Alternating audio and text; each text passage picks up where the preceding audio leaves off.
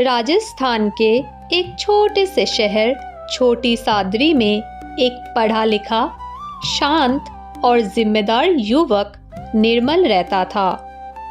सरकारी नौकरी, अच्छा घर और लोगों में प्रतिष्ठा सब कुछ था, पर शायद उसका सबसे बड़ा गुण था उसका शांत स्वभाव और बड़ा दिल।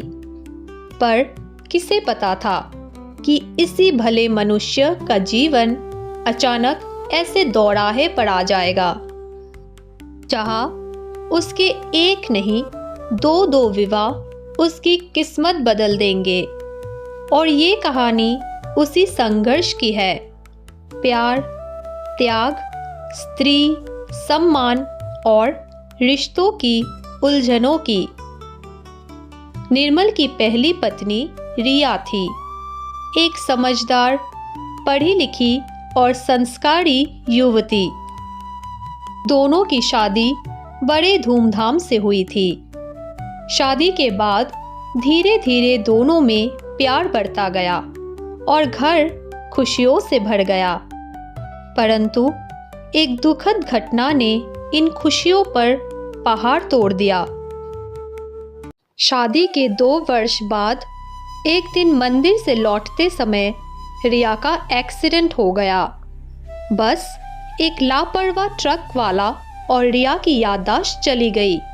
डॉक्टर ने कहा, रिया होश में तो है, मगर दिमाग में पिछले 2 साल की कोई याद नहीं, शादी की भी नहीं। निर्मल पर जैसे बिजली गिर गई। रिया अपनी ही शादी को भूल चुकी थी। वो निर्मल को अजनबी की तरह देखती। निर्मल ने जी जान से सेवा की, कोशिश की, इलाज करवाया, पर स्थिति जैसी की तैसी। समय बीतता गया। रिया के माता पिता चाहते थे कि वो घर आ जाए। बेटा, जब वो अपने पति को पहचानती ही नहीं तो हमारे साथ रहना उसके लिए ठीक होगा। निर्मल अंदर से टूट चुका था, पर उसने कहा, वो मेरी पत्नी है, चाहे वो मुझे पहचाने या नहीं, उसकी देखभाल मेरी जिम्मेदारी है। निर्मल ने नौकरी करते हुए खुद खाना बनाना सीखा, दवा, इलाज संभाला, घर संभाला और रिया की छोटी छोटी ज़रूरतों का ध्यान करते हुए जिंदगी काटने लगा। पर इंसान आखिर इंसान होता है। अकेलापन, जिम्मेदारियों का बोझ, मानसिक तनाव सब मिलकर उसे अंदर ही अंदर खोखला कर रहे थे। उसी दौरान उसकी जिंदगी में एक नाम आया, राधिका। राधिका उसी ऑफिस में नई नियुक्त हुई थी, हंसमुख, समझदार और बेहद संवेदनशील। एक दिन ऑफिस में निर्मल अचानक बेहोश हो गया, अत्यधिक तनाव की वजह से। राधिका ने उसे अस्पताल लेकर गई। फिर धीरे धीरे दोनों में दोस्ती हुई। तभी पहली बार उसने रिया की हालत सुनी। उसने महसूस किया कि ये आदमी ऊपर से जितना मजबूत दिखता है, असल में उतना ही अकेला है। राधिका अनजाने ही निर्मल की जिंदगी में सहारा बनने लगी। चाय के कप पर छोटी छोटी बातचीतें, ऑफिस से घर छोड़ देना और कभी कभार रिया के लिए दवाइयाँ दिला देना। निर्मल को उसके साथ बात करना अच्छा लगने लगा, पर वो खुद को रोकता भी। नहीं, मैं शादीशुदा हूँ, चाहे रिया की हालत कैसी भी हो। पर दिल कहाँ किसी नियम को मानता है। एक दिन रिया ने अचानक घर से भागने की कोशिश की। वो पड़ोसियों को कह रही थी, सुनिए, मुझे मेरे माँ पापा के पास जाना है, ये घर मेरा नहीं है। निर्मल ने किसी तरह उसे शांत किया। उसी रात निर्मल के माता पिता आए और उन्होंने निर्मल से कहा, निर्मल, अब तू अपने लिए भी सोच, ये जिंदगी कब तक चलेगी। धीरे धीरे राधिका और निर्मल की दोस्ती कैसे प्यार में बदल गया पता ही नहीं चला। एक रात निर्मल ने एक बहुत बड़ा फैसला लिया, एक ऐसा फैसला जो समाज की नज़रों में गलत हो सकता था, पर इंसान की कमजोरी और परिस्थितियां कभी-कभी उसे मजबूर कर देती है। निर्मल ने राधिका से शादी करने की इच्छा जताई। राधिका खुश भी थी और दुखी भी। निर्मल, मैं भी तुमसे प्यार करती हूँ, लेकिन मैं किसी की खुशियाँ नहीं छीन सकती। पर रिया की हालत, निर्मल की टूटती मानसिकता और भविष्य की असुरक्षा देखकर वो भी झुक गई। परिवार की सहमति से कानून के तहत निर्मल ने शादी कर ली। पहले ही दिन घर का माहौल बिल्कुल अलग था। रिया, जो निर्मल को पहचानती ही नहीं थी, राधिका को देखकर बोली, आप कौन है? मैं आपकी देखभाल में निर्मल जी की मदद करने आई हूँ। रिया ने उसे सहेली की तरह स्वीकार कर लिया, बिना ये जाने कि वो निर्मल की दूसरी पत्नी है। राधिका हर काम बड़े सालीके से करती। रिया की दवाइयाँ, खाना, घर का काम और सबसे बड़ी बात, वो कभी खुद को पहली जगह पर रखने की कोशिश नहीं करती।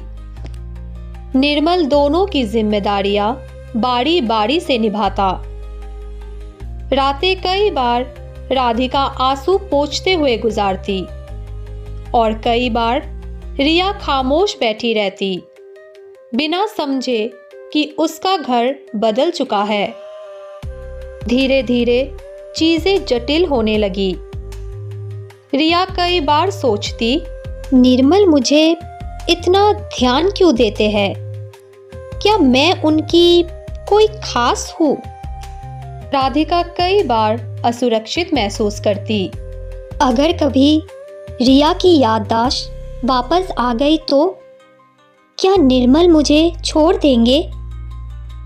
निर्मल उसे समझाता, तुम्हारी जगह कभी कोई नहीं ले सकता राधिका। तुमने मेरे टूटे जीवन को सहारा दिया है। पर मन के अंदर की बेचैनी आखिर मन ही समझता है। घर में दो स्त्रियां होने से छोटी छोटी गलतफहमियां शुरू हो गई। कभी रिया को लगता राधिका उसे रोक टोक क्यों करती है, और कभी राधिका को लगता रिया उसे नौकरानी समझती है। निर्मल बीच में पिसता रहता, दोनों को समझाता रहता। एक दिन अचानक चमत्कार हुआ।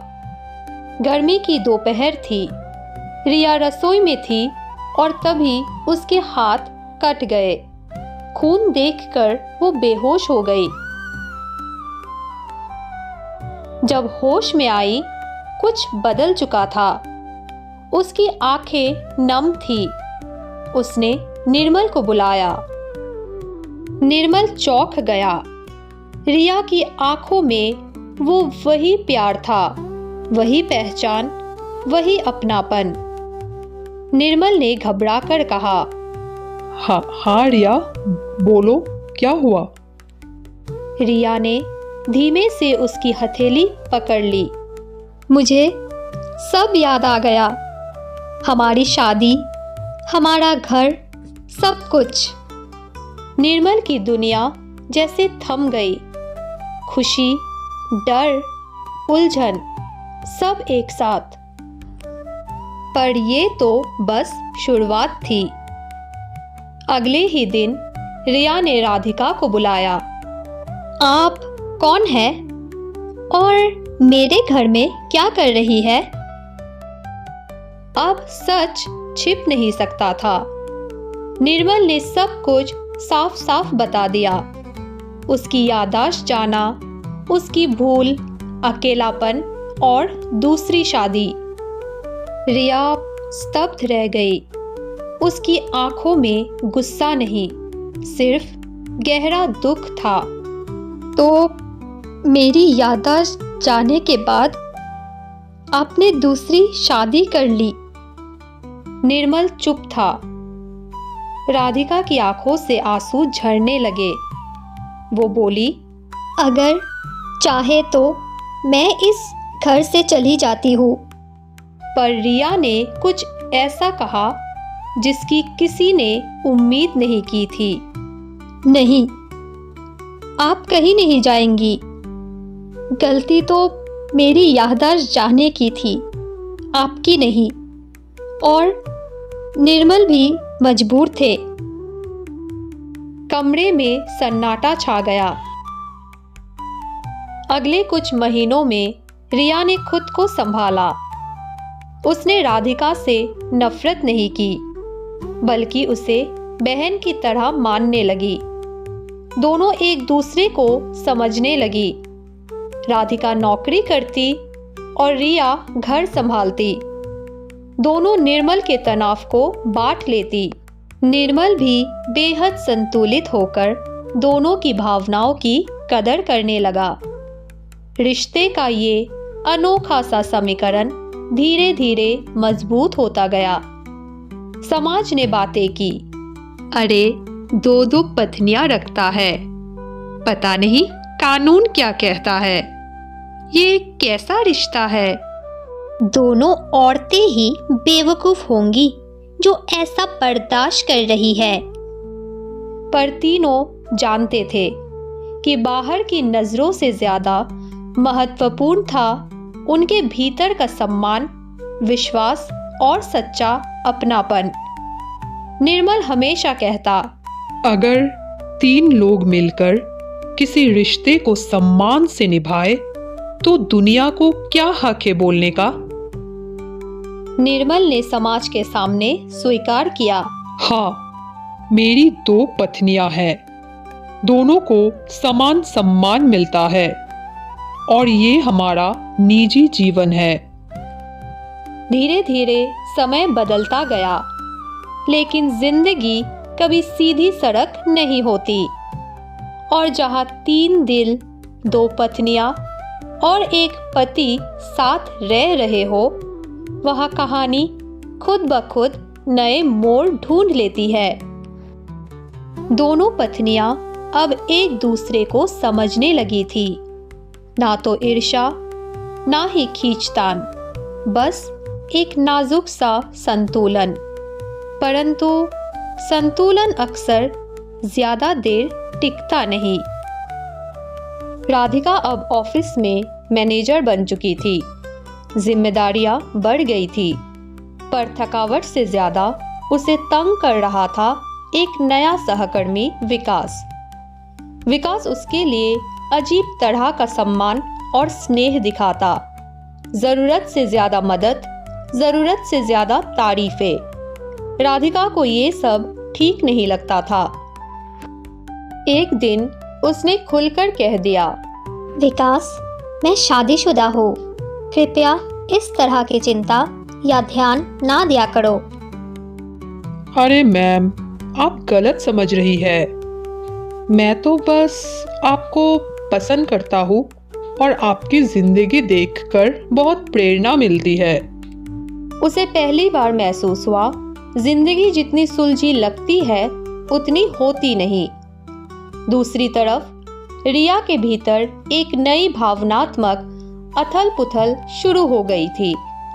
जब भी वो राधिका को घर के कामों में मदद करते देखती तो उसे अपराध बोध होने लगता। अगर मेरी याददाश्त नहीं जाती, अगर मेरी एक्सीडेंट नहीं होती, तो निर्मल को दूसरी शादी नहीं करनी पड़ती। रात में कई बार वो रो पड़ती। निर्मल उसे समझाता, रिया, तुम कुछ भी खुद पर मत लो, किसी की गलती नहीं थी। पर बात सिर्फ अपराध बोध की नहीं थी। रिया के भीतर एक डर था क्या निर्मल का दिल अब दो हिस्सों में बटा हुआ है? वो अक्सर अपनी ही तुलना राधिका से करती। वो मुझसे ज्यादा सुंदर है, ज्यादा समझदार। निर्मल किसे ज्यादा प्यार करते हैं? ये सोच उसे अंदर ही अंदर खोखला करने लगी। एक दिन अचानक राधिका ऑफिस में बेहोश हो गई। टेस्ट हुए, नतीजे चौंकाने वाले थे। राधिका गर्भवती थी। उसने ये खबर सबसे पहले निर्मल को दी। निर्मल खुश भी था और चिंतित भी।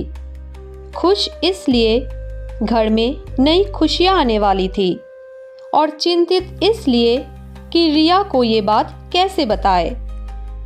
घर पहुंचे तो रिया ने दोनों के चेहरे पर तनाव देखकर पूछ लिया, अरे क्या हुआ? किस बात की चिंता है? निर्मल चुप रहा।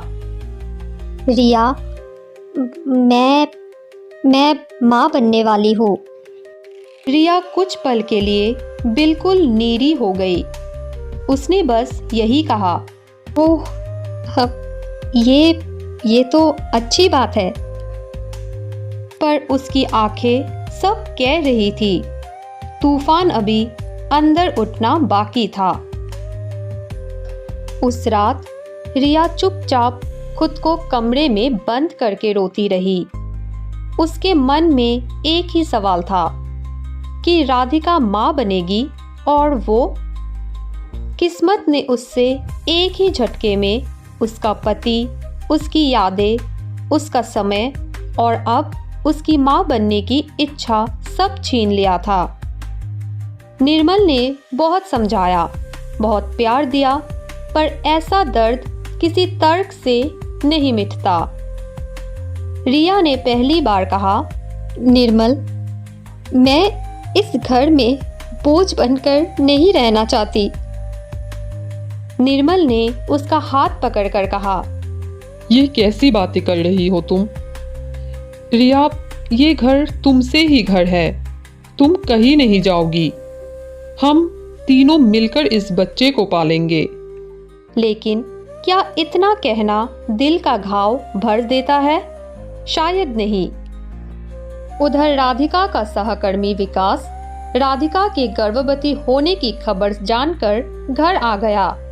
वो फल लेकर आया था। हेलो मैम, मैं बस एक बार हालचाल पूछने आया हूँ। और हाँ, अगर कोई हेल्प चाहिए तो ज़रूर बताइएगा। निर्मल को ये अच्छा नहीं लगा। उसे पहली बार ईर्ष्या हुई। पहली बार उसे लगा, ये आदमी राधिका के काफी करीब आने की कोशिश कर रहा है। रिया ने भी महसूस किया, विकास के देखने का तरीका सिर्फ चिंता जैसा नहीं था। राधिका ने विकास को बहुत स्पष्ट शब्दों में कहा, विकास, कृपया ऑफिस तक ही बातों को सीमित रखो। विकास चला गया, लेकिन वातावरण में बेचैनी छोड़ गया। राधिका की प्रेगनेंसी की खबर धीरे धीरे मोहल्ले में फैल गई।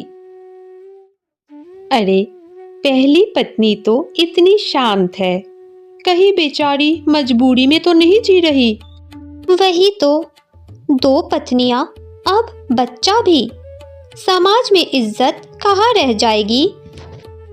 रिया ये सब सुनती पर चुप रहती। एक दिन राधिका को तेज दर्द हुआ। डॉक्टर को तुरंत घर बुलाया गया। डॉक्टर बोले, बच्चे की हालत ठीक नहीं, गर्भ कमजोर है, माँ को पूरी देखभाल चाहिए, तनाव बिल्कुल नहीं। ये सुनकर निर्मल और रिया दोनों डर गए। कहीं मेरे बच्चे को कुछ हो गया तो? ये सुनकर रिया ने एक बहुत बड़ा फैसला किया। राधिका के बच्चे को कोई तनाव नहीं होगा, और शायद मैं ही इस तनाव का कारण हूँ। इसलिए मैं खुद दूर चली जाऊंगी। नहीं रिया, तुम ऐसा कभी नहीं करोगी। रात के 1 बजे रिया चुपचाप अपना सामान ले रही थी और निर्मल कमरे में आ गया। मैंने तुमसे कहा था ना, तुम कहीं नहीं जाओगी। नहीं निर्मल, मैंने फैसला कर लिया है। मैं अब खुशियाँ नहीं छीनना चाहती। तुम राधिका और आने वाले बच्चे के साथ खुश रहो। मैं नहीं चाहती मेरी वजह से बच्चे या राधिका पर कोई भी तनाव पड़े। प्लीज रिया, समझो, रिश्ते बोझ नहीं होते। तुम इस बच्चे की माँ नहीं, पर पहली छाया जरूर बनोगी। उसी वक्त राधिका कमरे में आ गई। रिया दीदी, अगर आप चली गई तो मेरा बच्चा ही नहीं, मैं भी टूट जाऊंगी। आप कहीं नहीं जाएंगी। रिया रुक गई। घर आंसुओं और प्यार से भर गया। 9 महीनों की मुश्किलों के बाद राधिका ने एक सुंदर बेटी को जन्म दिया। निर्मल ने उसका नाम रखा आर्या। दीदी, इसे पहले आप पकड़िए। इस घर की सबसे मजबूत औरत आप ही है। रिया के हाथ कांप रहे थे, जैसे किसी ने उसके दिल के टुकड़े को वापस जोड़ दिया हो। उसने आर्या को गोद में लिया और पहली बार सच्ची मुस्कान आई।